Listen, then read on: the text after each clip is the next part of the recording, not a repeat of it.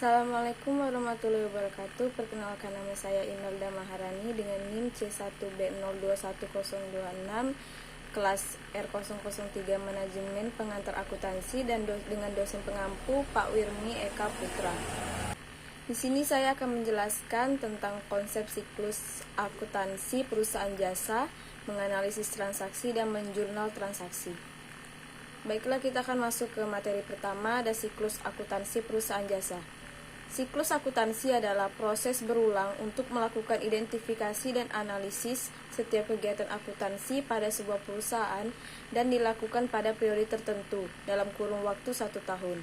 Dalam melakukan siklus akuntansi dimulai dari awal tahun, yaitu pembukaan pembukuan, dan akhir tahun dengan penutupan jurnal.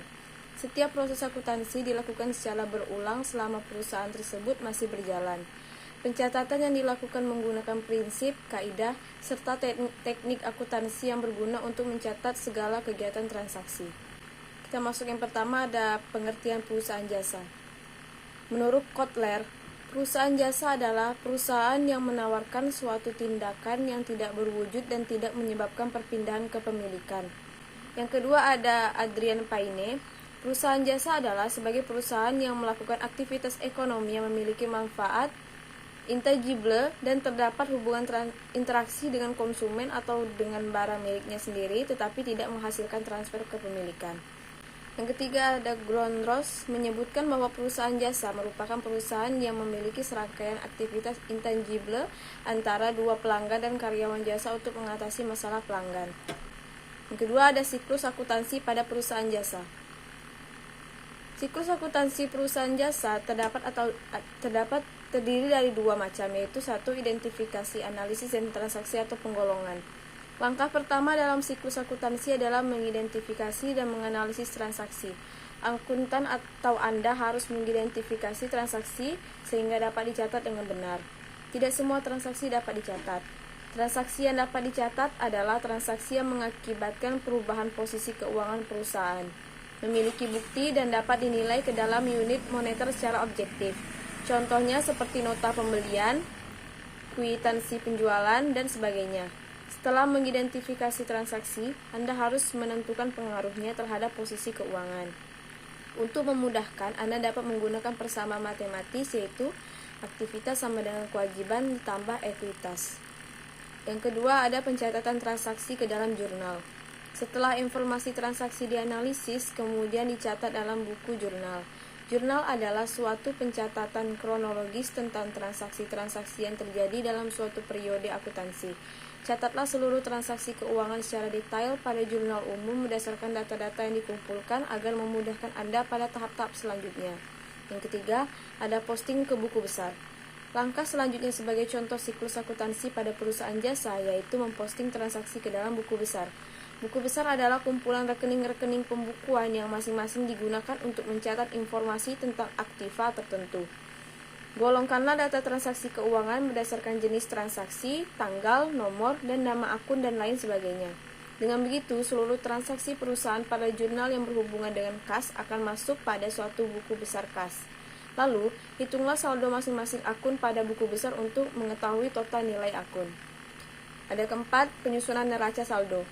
Neraca saldo adalah daftar saldo rekening-rekening buku besar pada periode tertentu.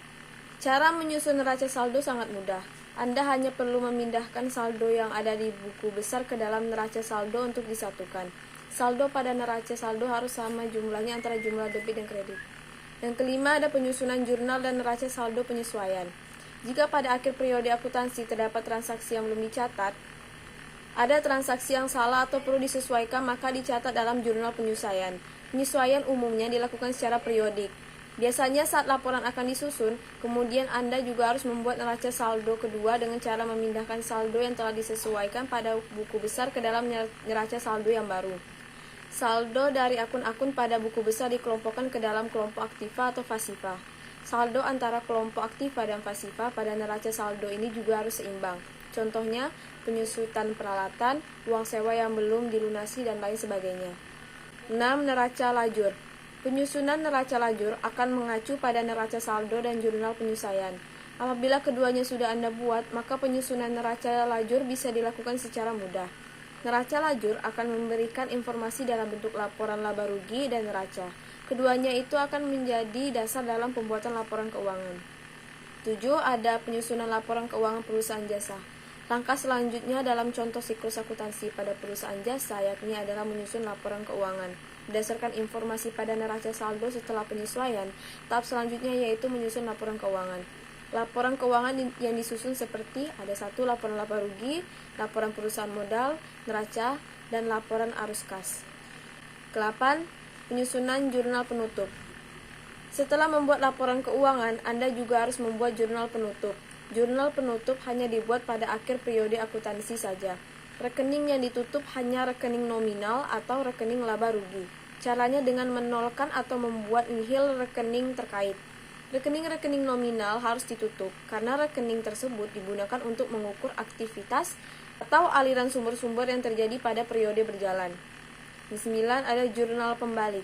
Tahapan jurnal pembalik adalah tahapan pembalikan beberapa akun yang telah ditutup untuk mengembalikan saldonya. Akun perkiraan yang dibalik biasanya merupakan pembayaran yang dibayar di muka dan belum jatuh tempo. 10. Neraca akhir atau awal atau setelah penutupan. Tahap ini disebut dengan neraca akhir atau awal karena sebagai neraca akhir yang dihasilkan pada akhir periode, disebut neraca awal karena akan digunakan sebagai neraca awal pada siklus akuntansi periode berikutnya. Yang ketiga, ada jenis transaksi laporan keuangan pada siklus akuntansi perusahaan jasa. Jenis transaksi akuntansi perusahaan jasa ada 1. Pembelian. Transaksi pembelian ini adalah kegiatan membeli suatu produk. Transaksi pembelian yang dilakukan oleh perusahaan jasa seperti pembelian peralatan dan perlengkapan kerja, semua itu dilakukan untuk memberikan pelayanan dan kepuasan kepada pelanggan. Selanjutnya, Anda harus mencatat transaksi lain yang berhubungan dengan transaksi pembelian yang dilakukan. Misalnya, salon cantik melakukan pembelian berupa hair dryer, gunting, alat catok, vitamin rambut di toko merah Merona. Maka setelah pembelian dilakukan, Anda harus segera mencatatnya dalam pembukuan usaha Anda. Yang kedua, ada pendapatan. Seperti halnya perusahaan lain, perusahaan jasa juga memiliki tujuan untuk memperoleh keuntungan. Adapun pendapatan dari perusahaan jasa yakni pendapatan dari layanan yang telah diberikan. Oleh karena itu, para pengusaha jasa akan memberikan layanan yang terbaik. Transaksi pendapatan wajib dicatat dalam pembukuan perusahaan baik tunai maupun kredit. 3. Pembayaran beban-beban. Selain mengeluarkan uang untuk membeli keperluan seperti peralatan dan perlengkapan, perusahaan jasa juga memiliki biaya atau beban. Adapun contoh beban-beban yang biasanya dikeluarkan seperti beban tagihan listrik, telepon internet, administrasi, dan beban-beban lainnya. Yang keempat, ada penerimaan piutang. Piutang merupakan penjualan atau pemberian layanan yang dilakukan secara kredit. Sesuai dengan kebijakan atau kesepakatan yang dilakukan, maka konsumen akan melunasi pembayaran dalam jangka waktu yang telah ditentukan sehingga pada waktu pelunasan piutang, perusahaan juga harus mencatatnya. 5. Penanaman modal atau investasi. Pada saat pertama kali didirikan, pasti ada setoran modal dari pemilik ataupun investor. Nah, semua investasi juga harus dicatat dengan baik. Apalagi jika dana atau modal yang diperoleh dari pihak lain, dengan demikian pembagian hasil dan pengembaliannya jelas. Selanjutnya ada materi transaksi. Di sini kita akan membahas yang pertama, pengertian transaksi. Transaksi secara umum adalah suatu kegiatan yang dilakukan oleh pihak organisasi maupun individu yang mampu melahirkan perubahan atas harta atau finansial yang dimilikinya. Beberapa ahli berpendapat bahwa pengertian transaksi adalah suatu kegiatan perusahaan yang mampu menimbulkan perubahan pada kondisi harta atau finansial perusahaan. Beberapa contoh kegiatan transaksi tersebut adalah menjual, membeli, membayar gaji, serta membayar beberapa jenis hal lainnya. Dalam suatu perusahaan atau bisnis, setiap bentuk kegiatan transaksi akan selalu dikerjakan dalam administrasi transaksi. Administrasi transaksi adalah kegiatan mencatat perubahan finansial yang dilakukan secara teliti dengan memanfaat berbagai cara tertentu. Setiap aktivitas transaksi selalu dilakukan administrasi transaksi. Dalam hal ini, administrasi transaksi adalah aktivitas mencatat perubahan keuangan yang dilakukan secara teliti dengan menggunakan metode tertentu. Yang kedua, ada pengertian transaksi berdasarkan para ahli. Menurut Mursyidi, mengatakan bahwa pengertian transaksi adalah suatu bentuk kejadian dalam dunia bisnis dan tidak hanya mencakup proses jual beli atau penerimaan dan pembayarannya saja, tapi juga akan berimbas pada kehilangan, arus, kebakaran, dan kejadian lainnya yang bisa diukur dengan uang. Menurut Sunarto Zulkifli, pengertian transaksi adalah suatu kegiatan finansial atau ekonomi yang melibatkan minimal dua pihak yang akan melakukan pertukaran, pinjam-meminjam atas dasar kesengajaan, melibatkan diri dalam suatu perserikatan usaha, dan lain-lain.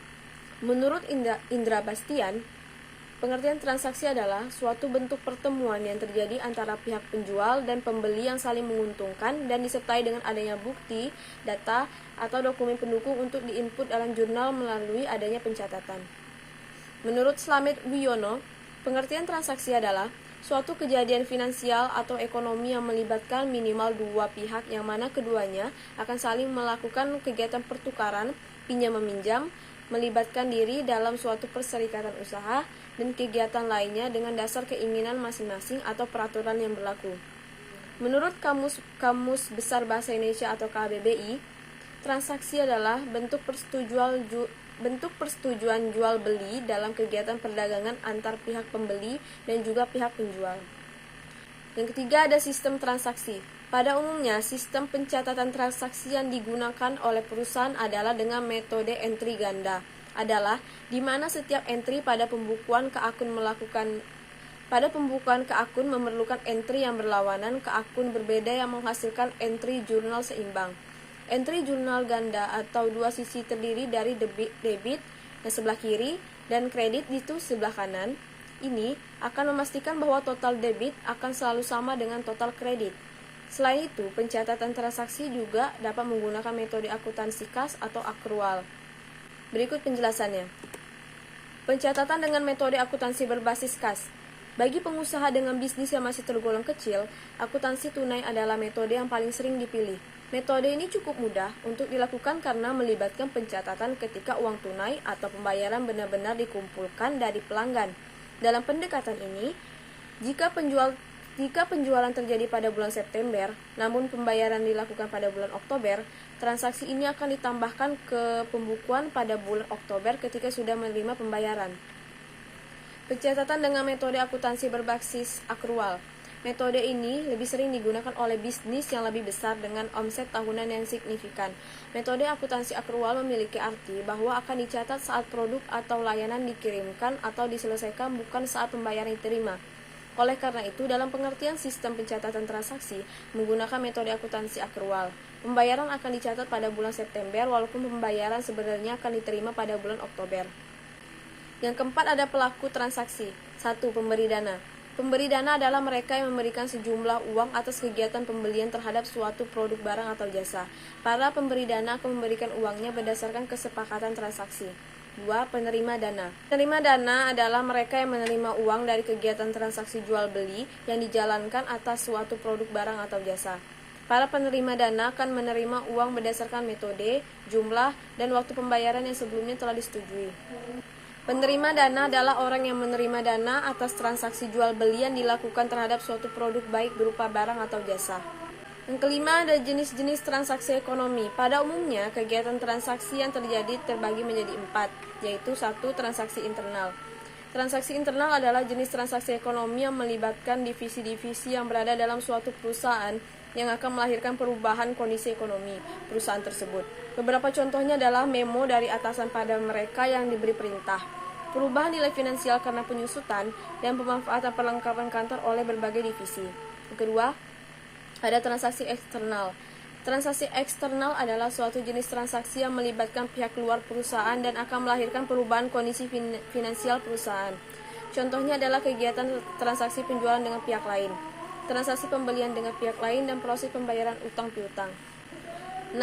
Alat bukti transaksi. Kegiatan transaksi harus dilengkapi dengan alat bukti untuk bisa dipertanggungjawabkan di kemudian hari. Alat bukti transaksi tersebut juga diperlukan jika sewaktu-waktu terjadi sengketa yang tidak diinginkan. Berikut ini adalah bukti transaksi yang harus digunakan oleh perusahaan. Yang pertama, ada bukti transaksi internal. Alat bukti transaksi internal ini berbentuk memo internal yang diberikan oleh atasan pada kolega atau bawahannya. Artinya, alat bukti internal ini merupakan bukti transaksi yang terjadi di lingkungan perusahaan. Yang kedua ada bukti transaksi eksternal. Alat bukti transaksi eksternal adalah alat bukti pencatatan atas setiap transaksi yang dilakukan dengan pihak luar. Beberapa alat bukti transaksi eksternal tersebut adalah sebagai berikut. Pertama ada faktur, adalah suatu penilaian penjualan dengan penilaian pembayaran yang dilakukan secara kredit. Yang kedua ada kwitansi, adalah bukti penerimaan uang yang sudah ditandatangani oleh pihak penerima untuk diberikan kepada yang membayar dan bisa dimanfaatkan sebagai bukti transaksi yang sah. Yang ketiga ada nota debit, adalah bukti transaksi pengembalian suatu barang yang sudah dibeli dan dibuat oleh pihak pembeli. Yang keempat ada cek, adalah suatu surat atau dokumen yang berisi perintah tanpa syarat dari nasabah bank agar pihak bank melakukan pembayaran sejumlah uang yang tertulis dalam surat tersebut kepada pembawa surat cek. Yang kelima, ada rekening koran. Adalah suatu rangkuman transaksi finansial yang telah dilakukan pada beberapa waktu tertentu pada rekening bank yang dimiliki oleh perusahaan atau seseorang. Yang keenam, ada biliet giro. Adalah suatu perintah pada pihak bank penyimpanan dana untuk memindahkan dana dalam jumlah tertentu pada rekening lain yang sudah tertulis. Yang ketujuh, akta bukti setoran bank adalah slip setoran yang sudah disediakan oleh pihak bank dan memiliki fungsi untuk alat bukti nasabah bahwa mereka sudah menyetorkan uangnya dalam rekening tujuan. Yang kedelapan, ada bukti kas masuk dan keluar. Bukti kas masuk adalah suatu bukti penerimaan uang yang sudah disertai dengan dokumen tertentu. Sedangkan bukti kas keluar adalah bukti transaksi keluar kas dengan disertai dokumen tertentu. 9. Ada bukti memorandum. Adalah bukti transaksi yang diterbitkan oleh pimpinan perusahaan untuk berbagai kejadian yang terjadi di dalam internal perusahaan yang biasanya berlangsung pada akhir periode, seperti memo untuk menulis gaji karyawan yang masih harus dibayar. Selanjutnya kita masuk ke materi terakhir, jurnal transaksi perusahaan jasa. 1. Apa itu jurnal umum perusahaan jasa? Secara definisi, jurnal umum merupakan alat pencatatan yang berbentuk 2 kolom dan berfungsi untuk mencatat setiap transaksi yang mempengaruhi laporan keuangan usaha jasa.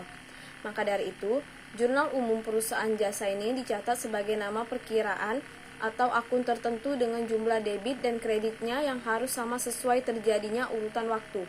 Namun sebelum adanya pemostingan ke dalam buku besar, maka setiap transaksi yang terjadi dalam jurnal akuntansi keuangan harus dicatat terlebih dahulu, karena jurnal ini sering dijuluki sebagai buku pencatatan yang pertama. Selain itu, istilah transaksi dikenal sebagai suatu kejadian atau peristiwa, di mana usaha jasa Anda berkaitan dengan pihak internal ataupun pihak eksternal, sehingga bukti transaksi tersebut berupa nota, kwitansi, faktur, dan sebagainya. Dengan demikian, cuma bukti transaksi saja yang harus dinilai dengan satuan mata uang, sehingga nantinya dapat dicatat ke dalam beberapa jenis jurnal akuntansi atau transaksi keuangan. Yang kedua ada tahap membuat jurnal umum perusahaan jasa. Berikut ini adalah beberapa tahapan dalam membuat contoh jurnal umum secara manual yang perlu Anda ketahui. Yang pertama, ada mengerti saldo normal akun transaksi. Sebagai cara membuat jurnal umum yang benar, maka tahap pertama yang harus dilakukan yaitu Anda harus memahami saldo normal dari setiap akun. Agar tidak salah dalam mencatat saldo normal, Anda perlu juga memahami persamaan dasar akuntansi seperti aset sama dengan utang tambah modal ditambah pendapatan dikurang beban. Kedua, simpan dan analisa bukti transaksi. Selanjutnya, Anda harus memiliki dan menyimpan bukti transaksi. Mengapa demikian? Karena bukti transaksi ini sangat penting sebagai pencatatan dalam sebuah jurnal dan menjadi bukti adanya suatu transaksi yang terjadi dalam perusahaan. Seperti contoh berupa kwitansi, nota, invoice, faktur, dan sebagainya. Untuk tahap selanjutnya, yaitu dengan menganalisis bukti transaksi, karena tidak semua transaksi dapat dicatat dan mengakibatkan adanya pengaruh perubahan posisi keuangan. Namun ingatlah, bahwa Anda perlu menggunakan persamaan dasar akuntansi, karena dengan menganalisis transaksi ini bertujuan untuk menghasilkan pencatatan laporan keuangan secara benar. Yang ketiga, ada bentuk pencatatan jurnal umum. Terakhir, tahap yang harus dilakukan yaitu dengan menyiapkan bentuk pencatatan jurnal umum sebagai double entry system yang mengakibatkan dua posisi keuangan debit dan kredit di dalam jumlah yang sama.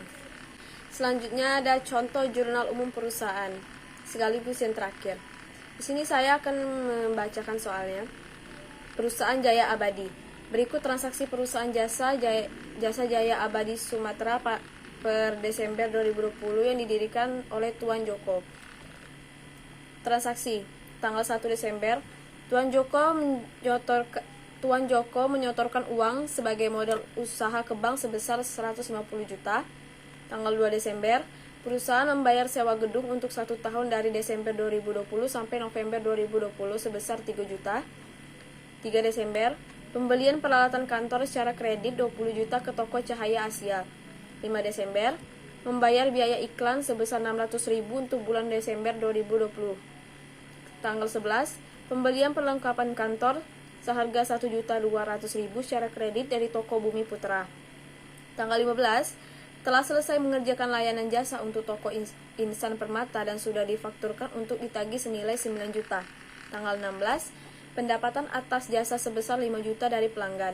Tanggal 17, membayar sebagian utang sebesar 7.500.000 atas pembelian peralatan kantor ke toko Cahaya Asia tanggal 3 Desember. Selanjutnya tanggal 19, menerima uang atas penyelesaian jasa kepada toko Murni Jaya sebesar 4.500.000. Tanggal 22, menerima cicilan pembayaran atas faktur tanggal 15 pada toko Insan Permata sebesar 3 juta. Tanggal 24, membayar biaya perjalanan dinas sebesar 900.000. Tanggal 25, membayar biaya telepon 400.000 untuk bulan Desember 2020. Tanggal 25, membayar gaji pegawai 9 juta untuk bulan Desember. Tanggal 27, membayar tagihan listrik dan air sebesar 600.000. Tanggal 30, Tuan Joko mengambil kas perusahaan sebesar 5 juta untuk keperluan pribadinya. Tanggal 31, menyelesaikan pekerjaan jasa telah difakturkan untuk ditagih sebesar 8 juta. Di sini kita membahasnya penyelesaian jurnal umum yang tadi. Yang pertama, tanggal 1, Tuan Joko menyetorkan uang sebesar modal usaha ke bank sebesar 150 juta, berarti kasnya ada di debit 150 juta dan modal Tuan Joko kredit 150 juta. Tanggal 2 Desember, perusahaan membayar sewa gedung untuk 1 tahun dari Desember 2020 sampai November 2020 sebesar 3 juta. Berarti di sini sewa dibayar di muka debit itu 3 juta dan kasnya ada 3 juta. Tanggal 3 Desember, pembelian peralatan kantor secara kredit sebesar 20 juta ke toko Cahaya Asia. Berarti tanggal 3 peralatan kantor itu di debit 20 juta, utang usaha kredit 20 juta. Tanggal 5, membayar biaya iklan sebesar 600.000 untuk bulan Desember 2020. Berarti beban iklan itu debit 600.000, kas kredit 600.000. Tanggal 11, pembelian perlengkapan kantor sebesar 1.200.000 secara kredit dari toko Bumi Putra. Berarti di sini perlengkapan kantor kita bisa lihat ada debit 1.200.000, utang usahanya ada kredit 1.200.000. Tanggal 15, mengerjakan layanan jasa untuk toko Insan Permata dan sudah difakturkan untuk ditagih senilai 9 juta. Berarti di keterangan piutang usahanya ada 9 juta dan di debit dan pendapatan jasa kredit 9 juta.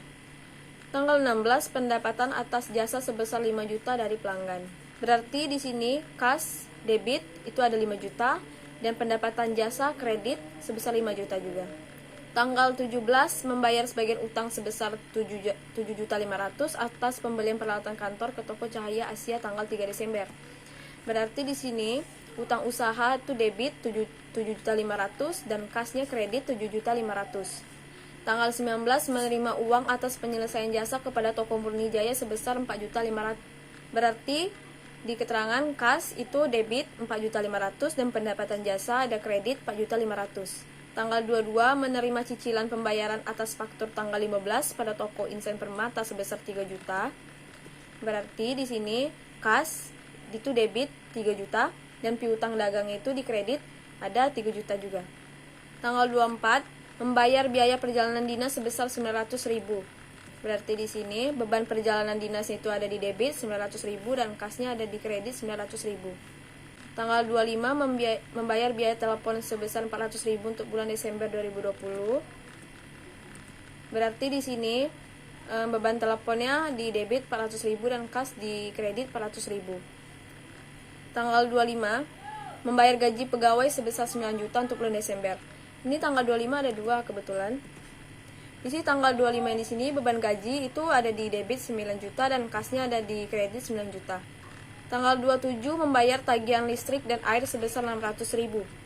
Berarti di sini beban listrik dan airnya tuh debit itu ada 600.000 dan kasnya di kredit 600.000. Tanggal 30 Tuan Joko mengambil kas perusahaan sebesar 5 juta untuk keperluan pribadi. Berarti di sini tanggal 30 itu Thrive Tuan Jokonya itu ada debit 5 juta dan kasnya ada 5 juta juga. Tanggal 31 ada menyelesaikan pekerjaan jasa telah difakturkan untuk ditagih sebesar 8 juta. Berarti kita tahu di sini ada piutang usahanya ada di debit 8 juta dan pendapatan jasa di kredit ada 8 juta. Kita tahu tadi jumlah debit dan kreditnya itu sama semua, itu karena memang jurnal umum perusahaan ini dicatat sebagai nama perkiraan akun tertentu dengan jumlah debit dan kreditnya yang harus sama sesuai, jadi pas urutan waktu begitu. Baiklah, hanya itu yang dapat saya sampaikan mengenai materi konsep siklus akuntansi perusahaan jasa, menganalisis transaksi dan menjurnal transaksi. Jika ada kesalahan kata saya mohon maaf, dan banyaknya kekurangan dalam makalah atau PPT saya dan video ini saya mohon maaf. Saya akhiri, wassalamualaikum warahmatullahi wabarakatuh.